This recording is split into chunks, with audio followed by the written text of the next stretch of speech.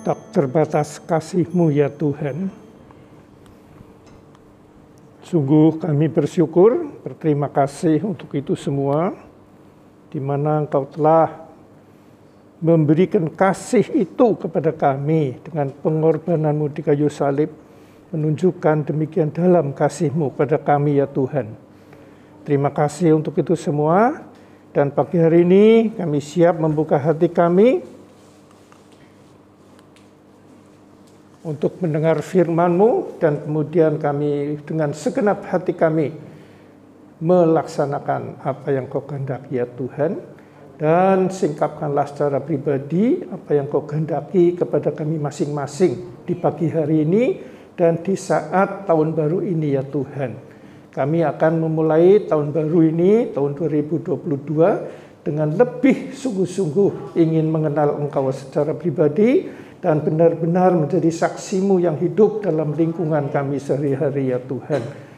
Kami mohon Tuhan, urapi kami semua dengan kuat kuasa yang dari Engkau, juga membuka diri-Mu, pewahyaan-Mu kepada kami, dan kami siap mendengar, menerima, dan kemudian merenungkan siang dan malam, sehingga kami benar-benar bisa mengerti dan menikmati persekutuan yang intim dengan Engkau. Dalam nama Yesus Kristus yang siap menerima firman Tuhan, katakan amin. Ya, silakan duduk saudaraku. Shalom saudaraku. Puji nama Tuhan ya. Selamat tahun baru saudaraku. Nah, di awal tahun ini saudaraku ada kejadian yang penting ya. Yaitu saya akan mengkhotbahkan ulang ya khotbah yang kemarin. Dan ini baru pertama ya, puluhan tahun saya hamba Tuhan, baru pertama saudara, saya akan mengulang khotbah atau pengajaran minggu kemarin. Karena pengajaran tersebut penting sekali ya, semua firman Tuhan penting ya, bukan tidak penting. Tapi kalau kita nggak sampai nyambung dalam firman Tuhan yang minggu kemarin itu, kita akan terlalu menjadi Kristen yang amburadul terus saudara ya. Tidak klik dengan Tuhan, alias Kristen si Kristen, tidak salah ya. Ke gereja juga berangkat, ke gereja dan lain-lain ya, secara organisasi ya tertib. Tetapi secara pribadi kita akan kosong saudara ya. Tuhannya nggak hidup saudara di dalam hati kita kalau kita nggak klik dengan khotbah yang minggu kemarin. Nah, makanya saya ulangi ya, sekali lagi ini seumur hidup saya ya, saudara, jujur saja ini baru pertama diberi beban ya oleh Roh Kudus untuk mengulang ya, atau memperdalam gitulah ya, lebih ya mengulang atau memperdalam, karena ada beberapa yang belum nyambung ya, hanya mendengar tapi nggak sampai ke dalam hati, padahal ini penting sekali. Nah, siap dalam hati untuk benar-benar menerima firman Tuhan, dijamin ya tahun 2022 ini dan selanjutnya akan benar-benar ya hidup di dalam damai sejahtera Tuhan, di dalam sukacita yang dari Tuhan ya, dengan benar-benar kita membuka hati untuk kemudian kita merenungkan dan kemudian mempraktekkan firman ini. Nah, saya akan ulangi tentang Lukas ya 1 ayat 39 sampai ayat 45. Perhatikan ini. Ayo baca saudara. Lukas 1 ayat 39 sampai ayat 45. Ayo baca bersama-sama. 2, 3. Beberapa waktu kemudian berangkatlah Maria dan langsung berjalan ke pegunungan menuju sebuah kota di Yehuda. 40. Di situ ia masuk ke dalam Samaria dan memberi salam kepada Elisabet. Dan ketika Elisabet mendengar salam Maria, melonjaklah anak yang di dalam rahimnya, dan Elisabet pun penuh dengan Roh Kudus. Lalu berserulah dengan suara nyaring, diberkatilah engkau di antara semua perempuan, dan diberkatilah buah rahimmu. Siapakah aku ini sampai ibu Tuhanku datang mengunjungi aku? Sebab sesungguhnya kata-katamu sampai kepada telingaku, anak yang di dalam kandungku kegirangan.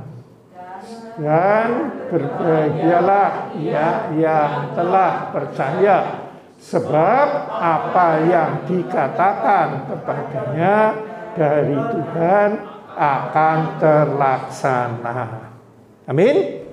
Nah, ternyata dalam potongan ayat ini, dari ayat berapa? 39 sampai 42, ini mengandung pengajaran yang penting sekali, saudara. Perhatikan ya.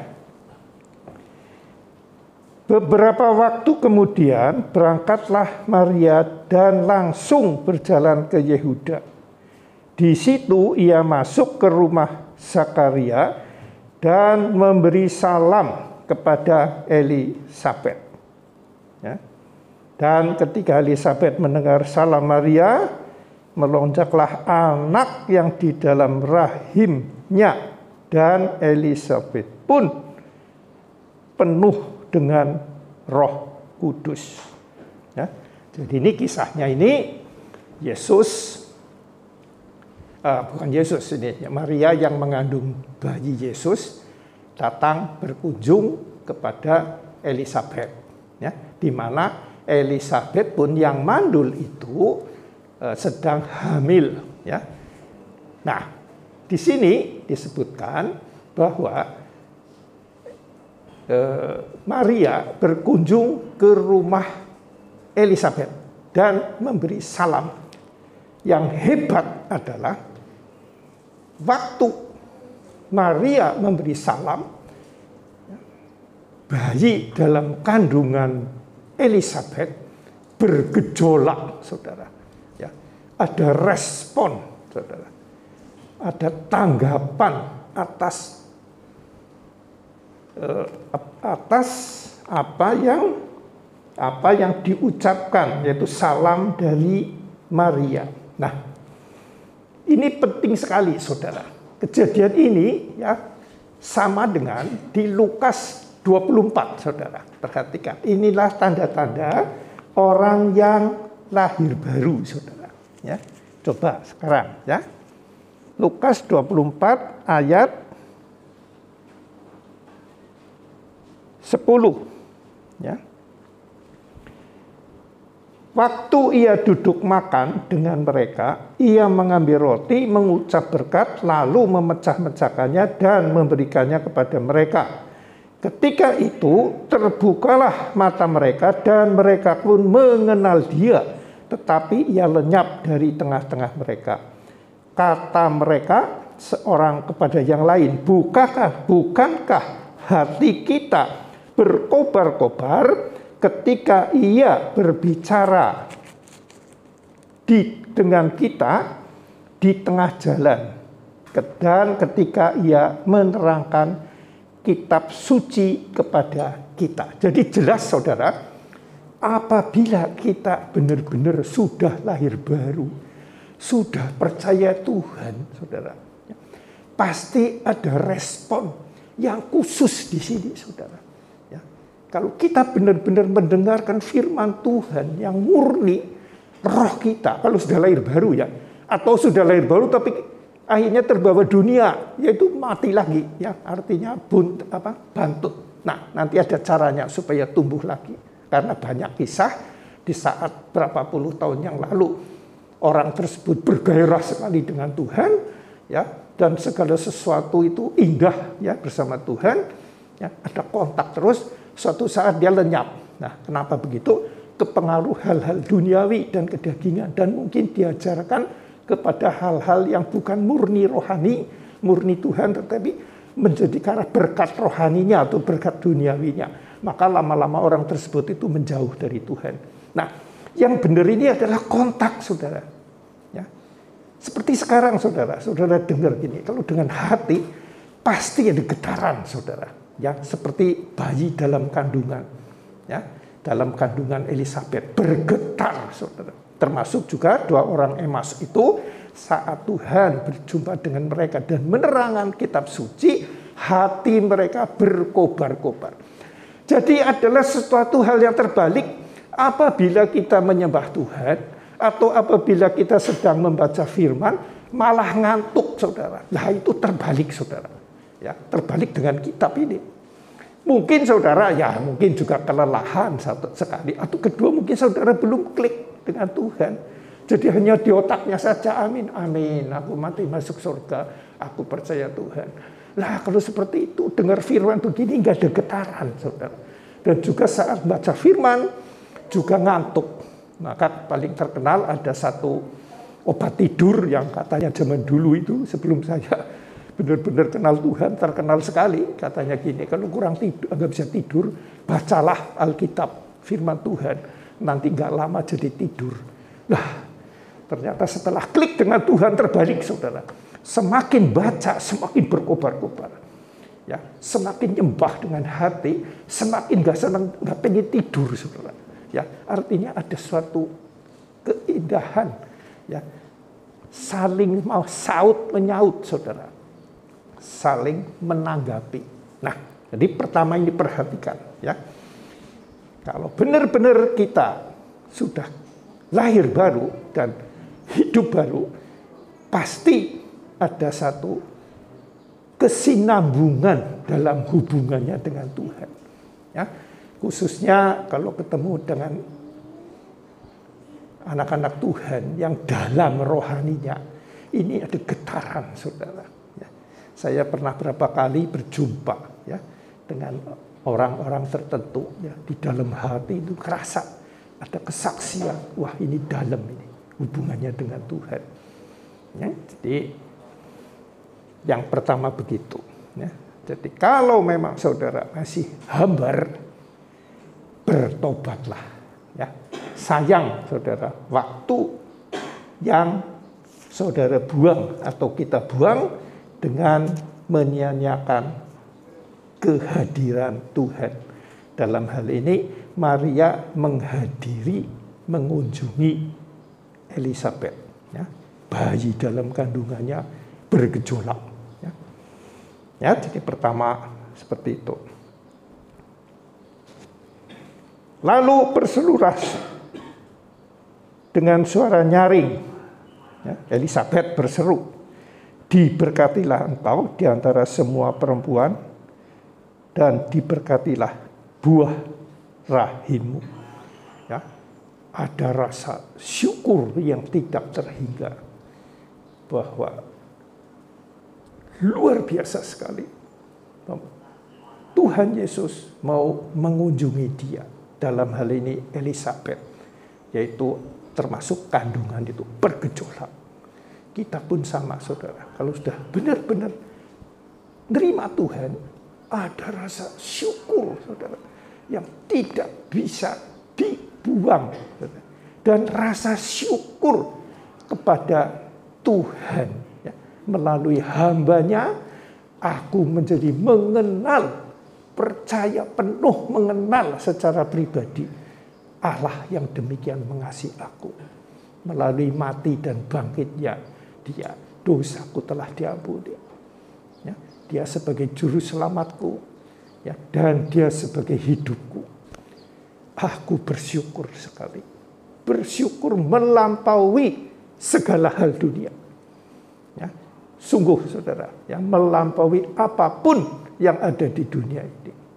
Jadi syukurnya ini bukan diberkatilah aku karena semakin kaya, ya, perusahaannya makin maju, tokonya makin laris, makin banyak, emasnya makin banyak. Bukan, saudara. Ini masalah hubungan. Sungguh aku bersyukur, ya, dikunjungi oleh Tuhanku. Ya. alias dia ada di dalam aku. Ini yang gak bisa dibayar, saudara. Ada kering, seneng.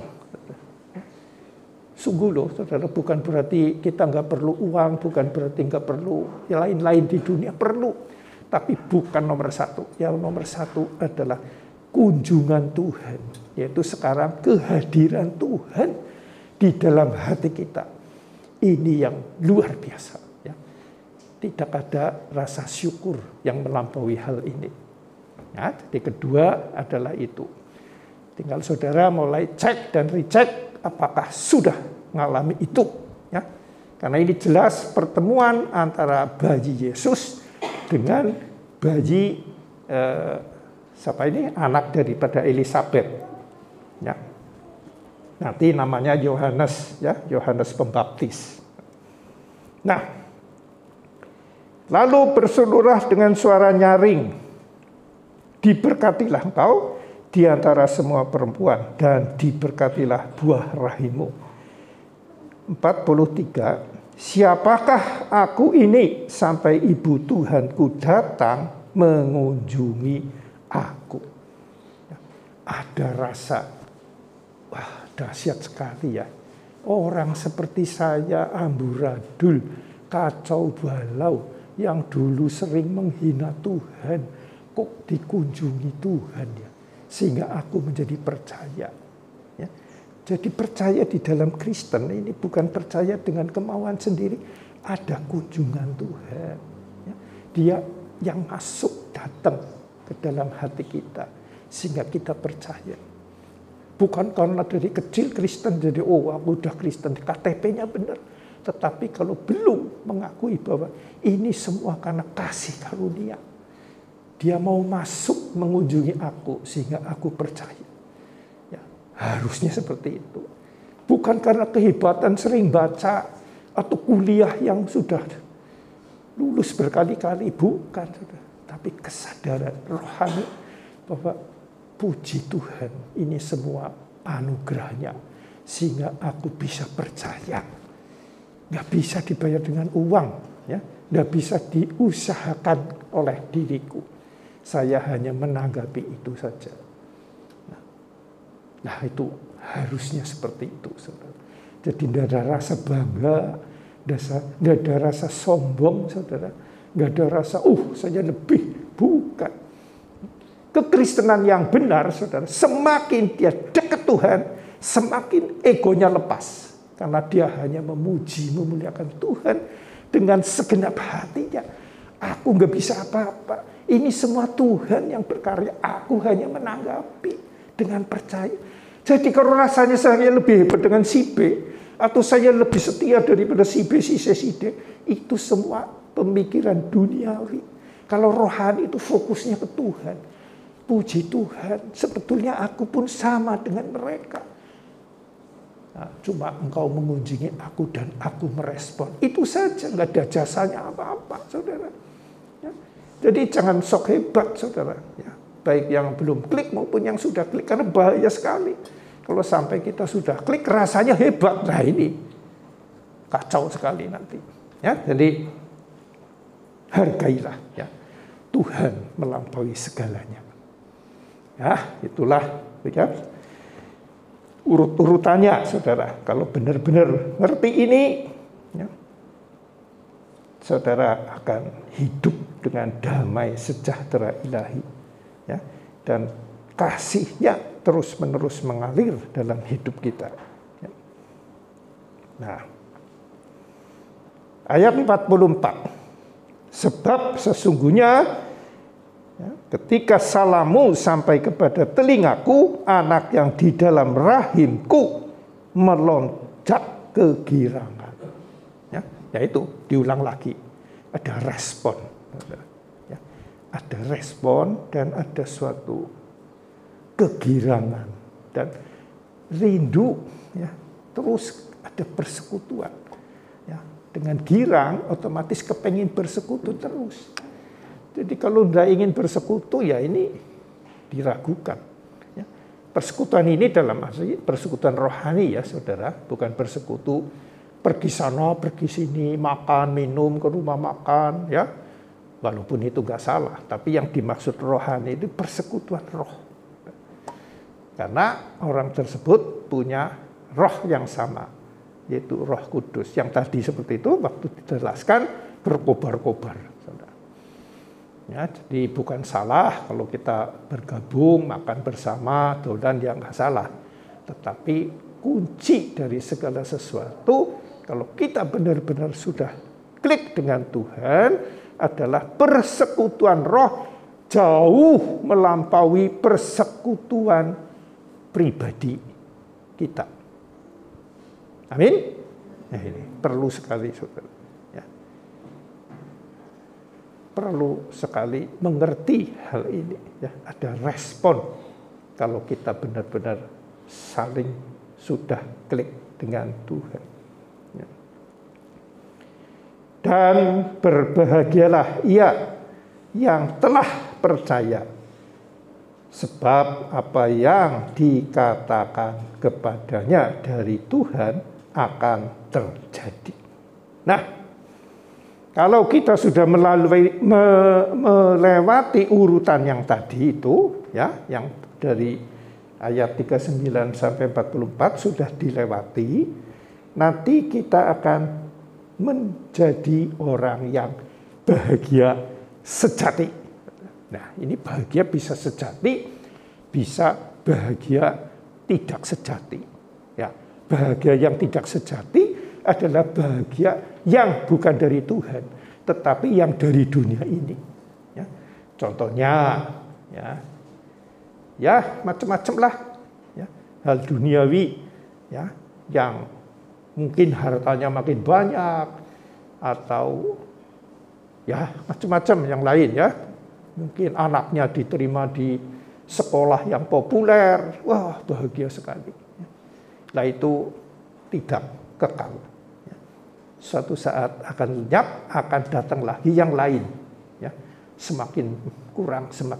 Kalau kebahagiaan kita fokusnya kepada hal duniawi. Nah, kebahagiaan yang dari Tuhan, ya, adalah yang telah percaya. Nah ini ternyata bukan karena dagangannya laris atau usahanya makmur, apa jabatannya makin tinggi, saudara. Tetapi yang percaya, saudara. Sebab apa? Yang dikatakan kepadanya dari Tuhan akan terlaksana. Nah ini percayanya apa? Ya. Nah ini penting sekali. Ya. Percayanya, ya, bukan sekedar di mulut, saudara. Percaya kepada Tuhan, ya, di samping yang lain-lain, paling pokok ada dua. Sekarang buka Matius 16. Ya. Matius 16. Perhatikan, ya. Ayat 13 sampai ayat 17. Ini percaya yang pertama. Jangan sampai salah. Yuk baca ya. 2, 3. Setelah Yesus tiba,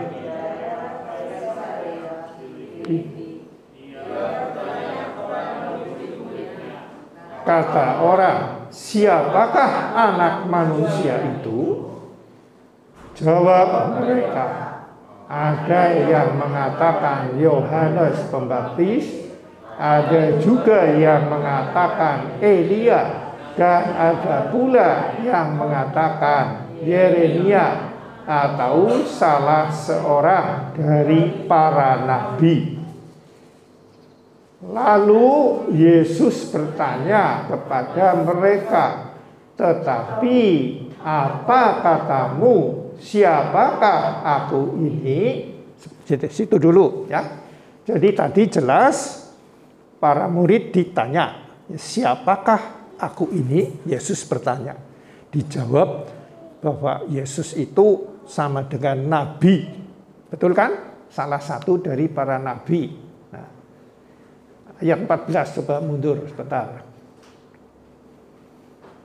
Nah, ini kan ada yang mengatakan Yohanes Pembaptis, ada juga yang mengatakan Elia, dan ada pula yang mengatakan Yeremia. atau salah seorang dari para nabi. Nah ini, ya, jangan hanya percaya dia sebagai nabi. Ya. Kebanyakan kita percaya, ya, walaupun mulutnya ngomong Mesias, ya, tetapi sering, ya, tergiur dengan para nabi, pembuat mukjizat ini nanti. Ya. Terus 15. Ayat 15. Nah, lalu Yesus bertanya kepada mereka, tetapi apa katamu, siapakah aku ini? Nah, ini Yesus bertanya secara pribadi. Ayat 16. Ayo jawab. 2, 3. Maka jawab Simon Petrus, engkau adalah Mesias, anak Allah yang hidup. Nah, ini Mesias ini, saudara. Mesias itu adalah orang yang diurapi oleh Tuhan dengan tugas menjadi juru selamat manusia yang telah jatuh dalam dosa, ya, melalui tingkah laku Adam dan Hawa yang pertama yang makan buah terlarang, ingin seperti Allah, ya, maka putus hubungan Adam dan Hawa. Dan kita sekarang turunan mereka, ya, sebelum lahir baru, ya, sebelum lahir baru kita semua ada dosa asal, yaitu dosa yang dilakukan oleh Adam pada waktu di Taman Eden. Ingin menyerupai Allah, bisa menentukan langkah sendiri, baik maupun jahat. Nah, ingin mandiri, saudara. Nah, inilah Mesias, saudara. Padahal yang dikehendaki Tuhan pada awalnya adalah kehidupan Adam yang pertama sebelum jatuh dalam dosa adalah selalu bersekutu, bersandar kepada Allah Bapa di Taman Eden. Tapi dengan tingkah laku Adam yang makan buah itu, dia lepas. Nah, ini kembali, ya, Tuhan akan mengembalikan hubungan yang telah putus di Taman Eden itu melalui mengutus Yesus sebagai Mesias. Ya. Mesias ini juru selamat, saudara. Selamat dari kuasa iblis, yaitu ingin mandiri dari Tuhan. Ya. Bisa menentukan baik dan jahat sendiri. Ya, ini penting sekali ini, saudara. Ya. Bukan hanya sebagai Tuhan, dia juga sebagai Mesias. Juru selamat, bukan juru selamat jadi terjun dari pesawat terbang nggak mati, ya bisa juga, tapi agama lain juga ada yang hidup, saudara, ya, atau dan lain-lain, bukan keselamatan hal duniawi, ya, tapi keselamatan di sini ini rohani, saudara, dikembalikan hubungan yang telah putus karena tingkah laku Adam di Taman Eden. Ini diutus. Anak Allah yang hidup. Ya. Mesias ini bukan sekedar manusia. Dia adalah anak Allah yang hidup. Ya, yang tadi tulis. Ya. Yang minggu-minggu yang lalu saya khotbahkan. Ya. Walaupun masih gadis, ya, Maria bisa hamil. Ya, bukan karena manusia, tetapi karena Roh Kudus. Ya, ini harus diingat terus. Mesias ini. Ya. Terus lanjutkan, ya. Nah, kata Yesus kepadanya, berbahagialah engkau Simon bin Yunus, sebab bukan manusia yang mengatakan itu kepadamu, melainkan Bapakku yang di surga. Jadi mengakui Yesus sebagai Mesias itu bukan kepandaian kita, saudara, tetapi pewahyuan dari Tuhan. Ya. Kalau cuma di mulut amin amin juru selamat karena dari kecil sudah dengar, belum berlaku, saudara. Yang berlaku ini, lah ini karena kekristenan ini urusan pewahyuan, saudara. Ya, pewahyuan di sini. Oh, amin. Ya. Saya dapat ini, saudara. Waktu khotbah dari pendeta Memet itu, ya, orang Ciamis, sekarang sudah dipanggil Tuhan. Ya. Dulunya sih nggak mudeng, Suatu saat saya dengerin dia khotbah, hanya satu yang nancep, bahwa Tuhan adalah, Yesus adalah Allah yang turun ke dunia menjadi manusia Yesus. Dia 100% Allah dan 100% manusia. Percayakah engkau? Aku waktu itu, iya. Sejak saat itulah saya yakin benar bahwa Yesus adalah Mesias, juru selamat dunia. Karena dia bukan Allah, dia nggak bisa mengampuni dosa kita. Ayatnya di Lukas 5, saudara, ada disebutkan hanya Allah yang bisa mengampuni dosa manusia. Jadi kalau kita hanya mengakui dia sebagai nabi atau pembuat mukjizat atau guru yang hebat, yang bijaksana, penyembuh yang dahsyat, belum bisa, saudara, belum klik dengan Tuhan. Ya, terus, saudaraku, ayo lanjutkan. Ya. Ayat 18.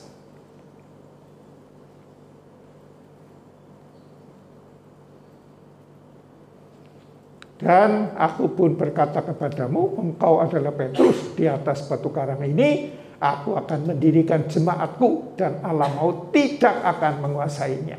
Nah, di atas batu karang ini, yaitu perkataan yang menjadi fondasi itu, yaitu Yesus sebagai Mesias, akan didirikan jemaatku. Nah, gereja didirikan atas pernyataan Petrus bahwa Yesus adalah juru selamat, Mesias yang akan mengembalikan hubungan yang telah putus di Taman Eden. Ya, jemaat Tuhan adalah tujuannya ke situ, saudara. Ya, bukan yang lain-lain, bukan, tetapi dikembalikannya hubungan. Ya. Jadi gereja di sini nih dan dimanapun, ini fokusnya hanya kembalikan hubungan. Masalah berkat itu gampang, saudara. Ya, mau diberkati apapun gampang bagi Tuhan. Ini yang susah, saudara. Ya, karena apa? Kita kebanyakan menganggapnya dia hanya nabi, saudara. Walaupun ngomongnya ya juru selamat, ya, tapi ya kebanyakan seperti itu. Dan alam maut tidak akan menguasainya.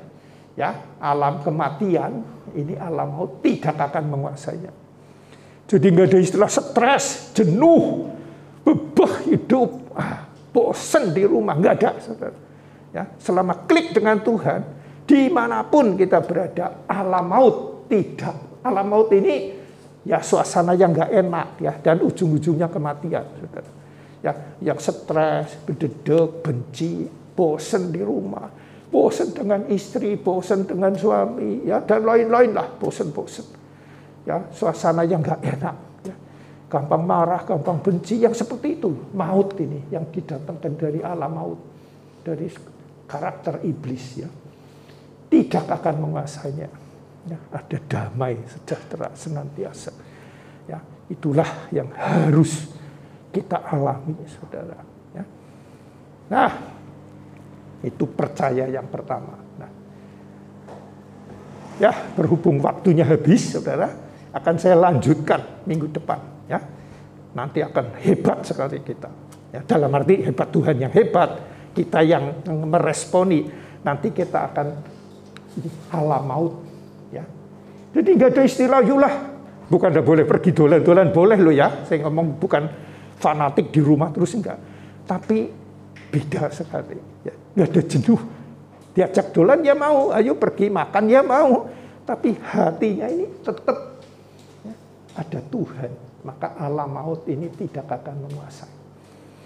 Jadi saya kadang-kadang heran, ya, jenuh ayolah pergi Singapura, Amerika, dan aduh, bagi saya nggak ada istilah itu. Walaupun saya juga bisa ke sana, tapi hatinya bukan ke situ. Bisa melihat keindahan dunia, ya bisa. Tapi sebetulnya kita ini lebih utama ini alam maut. Di rumah pun, dimanapun ada damai sejahtera di situ. Ya, ada masalah pun tetap damai sejahtera, walaupun masalahnya di depan mata, ya, atasi secara manusiawi, tetapi hatinya tetap ada damai, ya. Oke, sampai saat ini di sini dulu, ya, minggu depan kita lanjutkan, karena waktu yang sudah habis, nah, dan mari kita tutup Alkitab kita Kita berdoa dan selanjutnya perjamuan kudus. Syukur dan terima kasih untuk pagi hari ini Tuhan, Kau sampaikan isi hatimu dan mengulang apa yang Kau kehendaki hamba-Mu sampaikan ya Tuhan.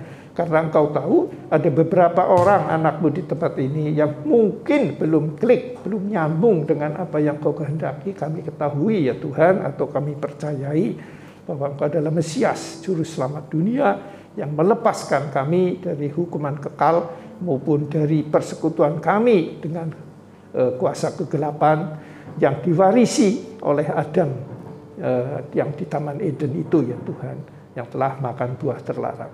Kami percaya melalui firman ini, kami semakin hari benar-benar mengerti kedahsyatan Engkau sebagai Tuhan dan Juru Selamat kami. Terima kasih Tuhan untuk itu. Kami juga sebentar akan melakukan perjamuan kudus, memperingati kasih-Mu yang Kau nyatakan lewat kematian dan kebangkitannya dari maut. Kami percaya itu semua, karena kami benar-benar percaya dan kami mengalami akan keindahan dari kasih-Mu itu yang tiada taranya. Terima kasih Tuhan, di dalam nama Yesus Kristus kami siap untuk melakukan perjamuan kudus ini.